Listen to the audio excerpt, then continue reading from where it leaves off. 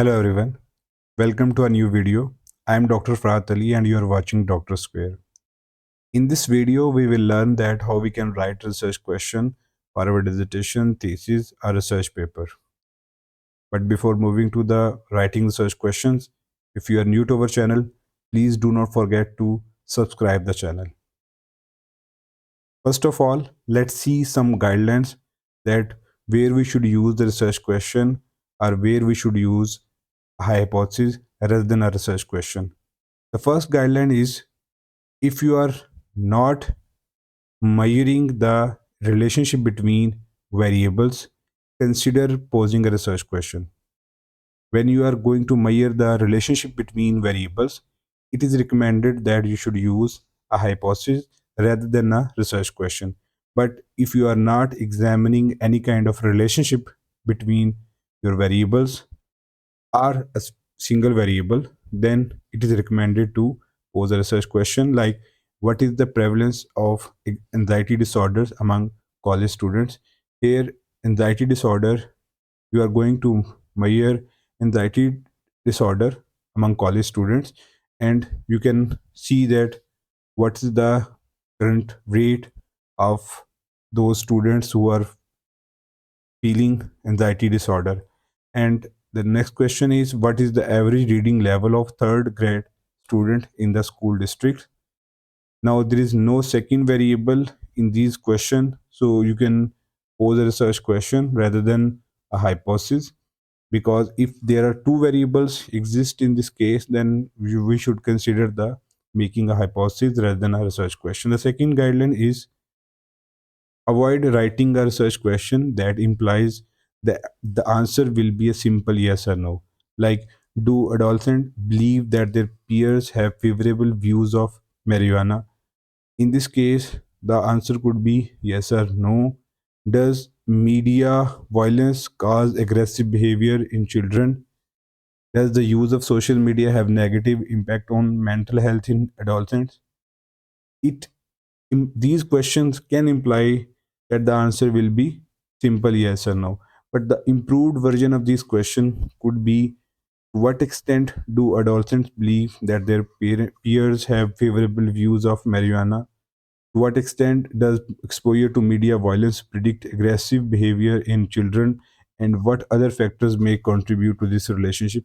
Now, these kind of questions could not be answered in a simple yes or no way. And how does social media use relate to mental health outcomes in adolescents? And what other factors may influence this relationship? These are not a simple yes or no answer of these questions.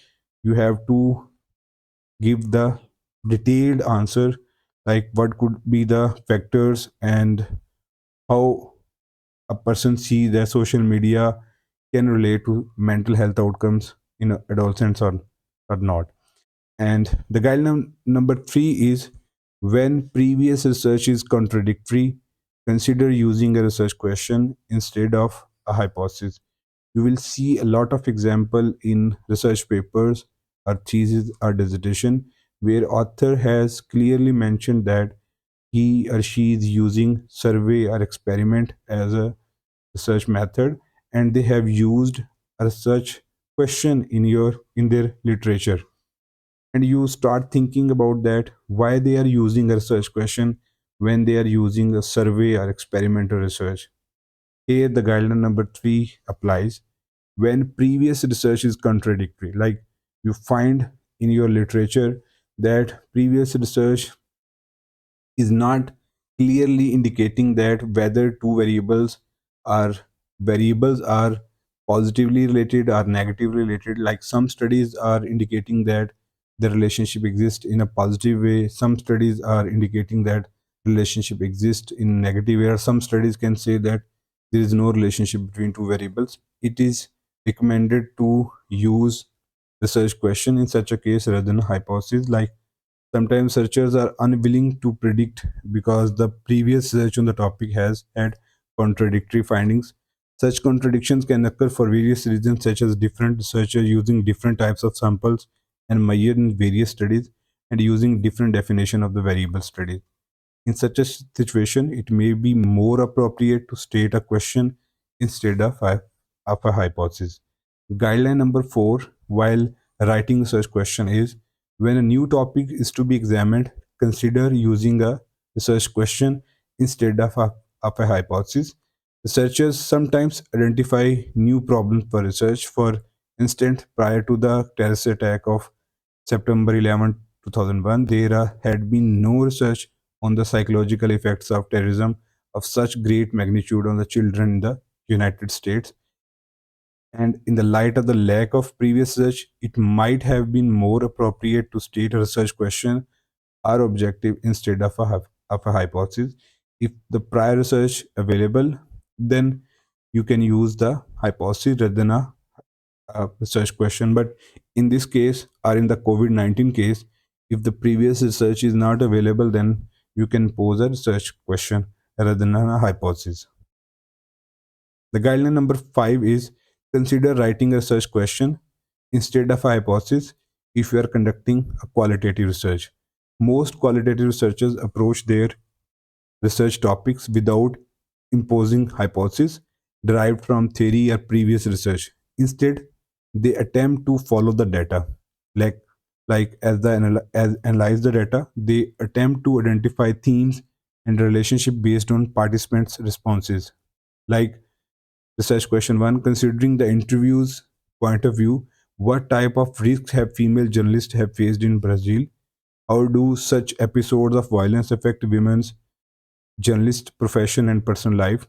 This is a study's reference, and you can read this study to find out that how they have constructed research question rather than a hypothesis. Normally, when we are reading or writing the qualitative research, we prefer to use a research question rather than a hypothesis. Mostly, or majority of the papers, or thesis or dissertation that have used qualitative research, they use research question rather than a hypothesis. Guideline number is 6 is a research objective or a question should be as specific as possible yet be comprehensible. If you are making a research question, make sure you are writing a specific research question, but make it comprehensible. While sorting it out or making it short, make sure you are following all the guidelines and make it comprehensible rather than the short research question which doesn't convey the right meaning to the reader. Guideline number 7 is a researcher, while writing the research objective or question, should follow flow from the literature review that immediately precede it. Normally, we should write the research question or objective while writing the literature review section. If you have mentioned 2 or 3 paragraphs about a particular situation, then it should be recommended that you should mention the research question after giving the proper justification of that question before the question in the form of different paragraphs. Like you can write 3 to 4 paragraphs about the justification that why you are going to pose this question or going to ask this question.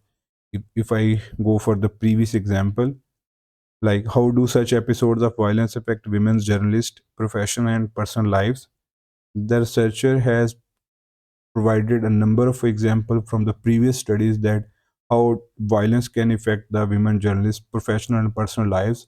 And after providing the those different studies in the form of literature review in 2 or 3 paragraphs, then they pose this question that whether the females of Brazil are feeling or are facing same kind of issues like the females are facing in the form of journalism in the in the different countries. And they have posed these 2 questions.